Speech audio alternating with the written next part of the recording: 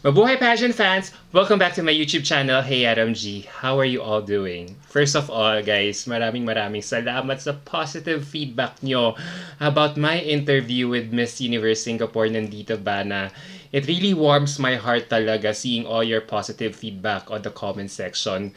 Alam nyo guys, dahil sa inyong lahat, I am really improving on my interview skills by listening more and making the flow of my questions more natural or organic. Hopefully, I can interview more pageant bigwigs, personalities, and even contestants later this year. So, for today's content, usapang wishlist pa rin tayo as I finally roll out the part 2 of my MUP wishlist. Sorry guys na it took me so long to come out with my wish list as I really carefully studied their chances, strengths, and areas of improvement muna before coming out with my second part here. So finally, as Steve Harvey would say it, it's time. So here we go.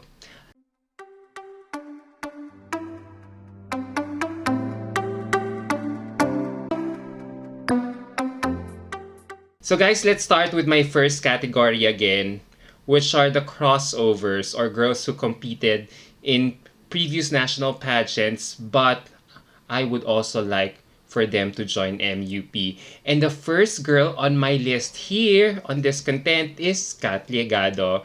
Don't you just love this girl? Who remembers her stint at Reina Hispano-Americana where she placed as the 5th finalista or the 7th runner-up, 'di ba? And all I can say is that this girl can really hold her own and kayang-kayang makipagsabayan sa mga Latina co-competitors niya. Standing at 5'7", this DLSU graduate from the gig is the whole package talaga. Beauty, body, and brains are all checks for her.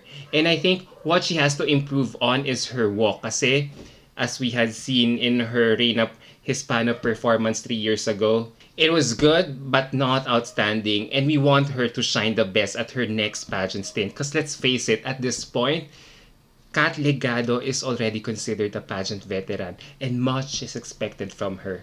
However, I know if she does join again, I'm pretty sure she will deliver. Next on my list here is Julia Sobie. Yup, surprise again. You know, I could never forget this girl when she joined pageantry for the first time in 2019.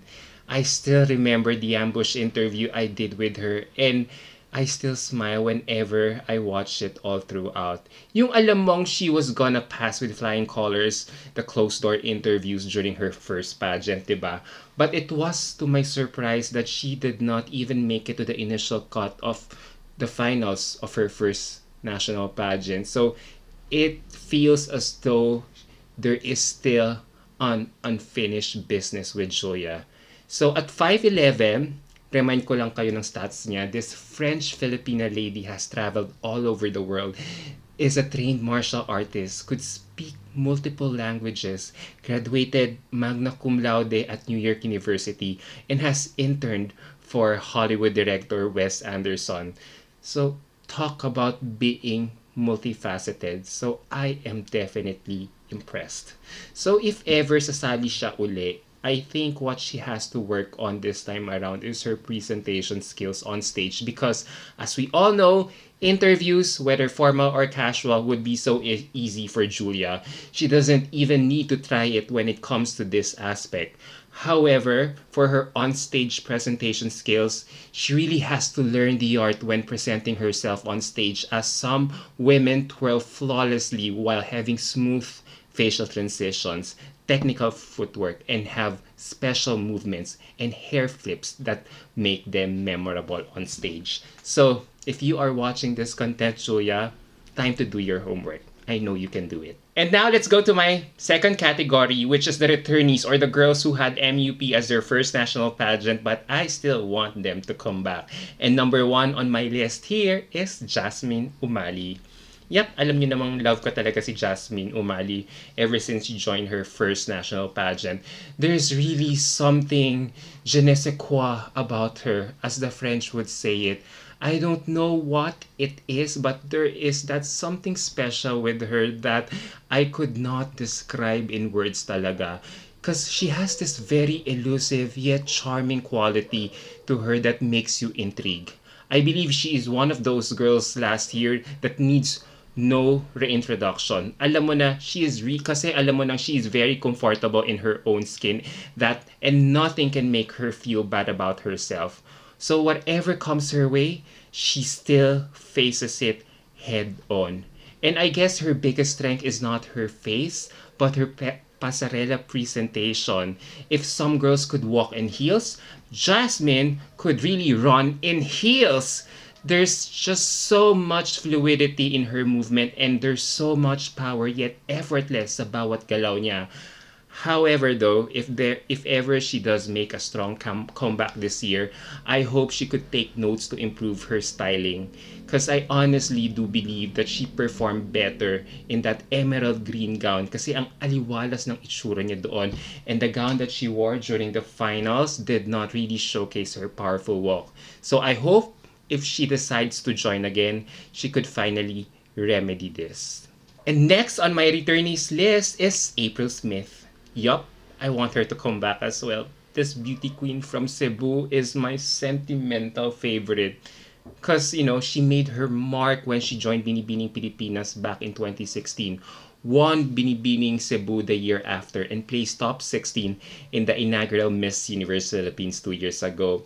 I could definitely say that she really earned her stripes in pageantry and she really deserves a crown on her head if she finally decides to try it out again. I think, sa totoo lang, I think we are ready to send a Black Beauty in Miss Universe this year and what a perfect representative Miss Smith would be. And standing at 5'9", this Cebuana beauty started modeling at 6th grade and kitang-kita naman natin in all her pasabogs that she was made for this, na she really made sure that she stood out in all the right reasons, na who could ever forget that music video that she did with Steffi and Bea, na wow, one word lang doon sa video na yon, iconic. When it comes to her communication skills naman, I believe that April could speak and when she does, we'll listen. And I think she needs to improve na lang is on her delivery so para she can have more conviction on stage. Kasi talagang she really oozes with so much personality. So light interviews I feel would really be a breeze for her. So I hope if ever she tries it out next year, galingan na niya kasi I really feel she really could be the next Miss Universe. And now let's go to my third category, which is the newbies or the fresh faces I want to join MUP this year. And number 1 on my list here is Rina Meyer. You know what? I have to admit, when her photos start popping out on my Instagram feed that she would try out for Miss Universe Philippines, I have been intrigued. Yeah, I have been bewildered. Her face is really made for pageantry as it's very alta and very commercial. This face talaga could really launch 1,000 ships, as people would say, because this 18-year-old Filipino-German model is a star magic artist who has been killing it with her TikTok skills lately. And as I research more about her, she is a dancer pala, model, stands 5 feet and 10 inches tall, and she traces her roots from Dasmariñas, Cavite. Tapos when I finally saw her in motion in one of the videos in a recent modeling event she did in BGC, all the more I got stunned. She's even more beautiful pala in motion. However, as I try to hype or build her up, in all my social media accounts, I was told by my reliable sources that she would no longer push through with her candidacy this year to focus more on training and gaining more confidence and pageant experiences by joining provincial pageants first instead. Of course, I was heartbroken to hear this, but I do get the wisdom why she is being pulled out from MUP at this time, since we know that MUP is really a slugfest of the goddesses, and probably her camp figures, she wouldn't be prepared if ever the likes of Jasmine Umali, Pauline Amilings, or Emma Tiglao return for their respective unfinished businesses in MUP. So yeah, it's a good thing that she is a binibining reserva muna for the meantime. But imagine guys, the thought of her joining after 3 to 4 years with her newfound maturity. I believe she would really become more formidable by then. And next on my newbies list is Chantal Schmidt. You know what? This girl is really giving me some Gwendoline Rouet vibes when the moment her photo starts splashing as well on my feed. This girl, I feel, is so tall. So as I research more about her, she is a law student from Cebu who is a dog lover and is working as a model for Origin Management, the same modeling agency who groomed Gazini, Bea, and Tracy Maureen Perez for pageantry. So she really looks promising. And as I look more on her Instagram account, I feel she has a face that is a blank canvas na parang ang sarap niyang ayusan ng makeup with different looks, as I feel she has that face that is so versatile.